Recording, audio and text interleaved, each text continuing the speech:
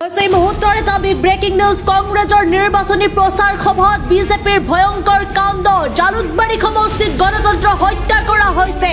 প্রকৃত বিজেপির আদর্শ এনেকুৱা নহয় বুলি চিঞৰি কৈ গৈছে জালুকবাড়ী সমষ্টিৰ বিৰোধী প্ৰাৰ্থী কংগ্ৰেছৰ প্ৰাৰ্থী বিদিশা নেওগে। পাণ্ডুত বুধবাৰে নিৰ্বাচনী প্ৰচাৰ সময়ত চলোৱা আক্ৰমণৰ পাছত এইবাৰ সমষ্টিটোৰ গাঁৱে গাঁৱে প্ৰচাৰ সময়তো ভেৰুনীয়া গুণ্ডাই বাধা দিছে। জালুকবাড়ীৰ বিৰুদ্ধে গুণ্ডাগিৰি বিজেপিৰ কংগ্ৰেছৰ প্ৰাৰ্থী বিদিশা নেওগক প্ৰৱেশ কৰিব দিয়া নাই জালুকবাড়ীৰ কোনো ঠাইতে। মুখ্যমন্ত্ৰী সমৰ্থনৰ নামত ভ্ৰষ্টাচাৰৰ সীমা অতিক্ৰম। আৰু শুক্ৰবাৰে নিশা বিৰোধী প্ৰাৰ্থী বিদিশা নেওগৰ নিৰ্বাচনী প্ৰচাৰত বাধা একাংশৰ।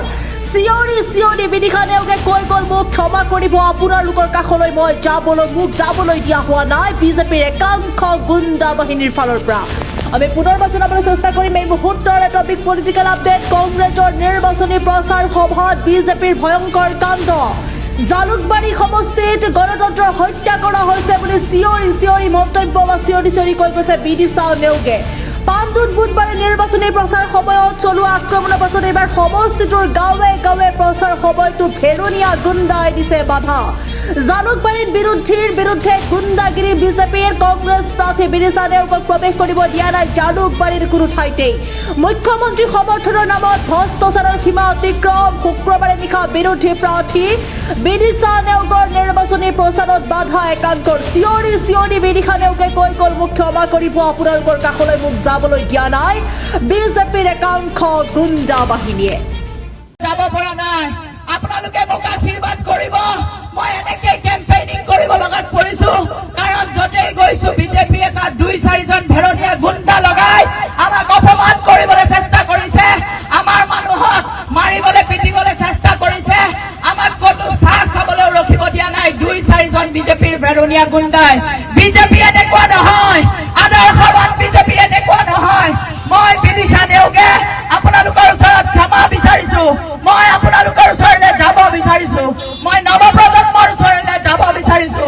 মোক বিজেপি আপোনালোকৰ ওচৰলৈ যাব দিয়া নাই। প্ৰত্যেকখন গাঁৱতে 2-4জনকৈ প্ৰতিটো দলৰে মানুহ থাকে, কিন্তু আজি মই ৰাণীলৈ আহিছিলো, ৰাণীৰ মানুহৰ মাজলৈ গৈছিলো। প্ৰকৃত বিজেপি এনেকুৱা নহয়, বিজেপিৰ আদৰ্শ এয়া নহয়। জালুকবাড়ীত গণতন্ত্ৰক হত্যা কৰা হৈছে। মই আপোনালোকৰ মাজলৈ যাব পৰা নাই। আপোনালোকৰ ওচৰত মই এনেকৈ হাত জোৰ কৰি ক্ষমা বিচাৰিছো। মই আপোনালোকৰ ওচৰলৈ যাব পৰা নাই, মোক ক্ষমা কৰিব। প্ৰকৃত বিজেপিয়ে এনেকুৱা কাম নকৰে। আজি বিজেপিয়ে যি ধৰণে চবফালে গুণ্ডা লগাই আমাক অপমান কৰিবলৈ চেষ্টা কৰিছে, এই অপমানৰ আমি হিচাপ ল'ব লাগিব। অহা 9 তাৰিখে ভোট গ্ৰহণৰ দিন আছে। মই ক'তো কেম্পেইনিং কৰিব পৰা নাই। চবতে 2-4জন গুণ্ডা লগাই আমাক অপমান কৰিবলৈ চেষ্টা কৰা হৈছে, আমাক অপদস্থ কৰিবলৈ চেষ্টা কৰা হৈছে। জালুকবাড়ীত গণতন্ত্ৰৰ হত্যা হৈছে। জালুকবাড়ীত গণতন্ত্ৰক হত্যা কৰা হৈছে। আমাক এনেকে অপমান কৰিছে। এয়া শক্তিশালী বিজেপি হেনো, এয়া শক্তিশালী মুখ্যমন্ত্ৰী হেনো। আমাক কিয় ভয় কৰে, কিয় আমাক প্ৰচাৰ চলাব নিদিয়ে? ৰাইজে য'ত মাতিছে মই তালৈ গৈছো। বিজেপিয়ে এনেকে গুণ্ডা লগাই আমাক এনেকে অপদস্থ কৰিবলৈ চেষ্টা কৰিছে। আপোনালোকক সকলোকে জনাও, মই আপোনালোকৰ ওচৰলৈ যাবলৈ পৰা নাই, মোক ক্ষমা কৰিব। আপোনালোকে বেয়া নাপাব। আপোনালোকৰ জীয়ৰী, আপোনালোকৰ ছোৱালী বিদিশা নেওগ আপোনালোকৰ ওচৰলৈ যাবলৈ পৰা নাই।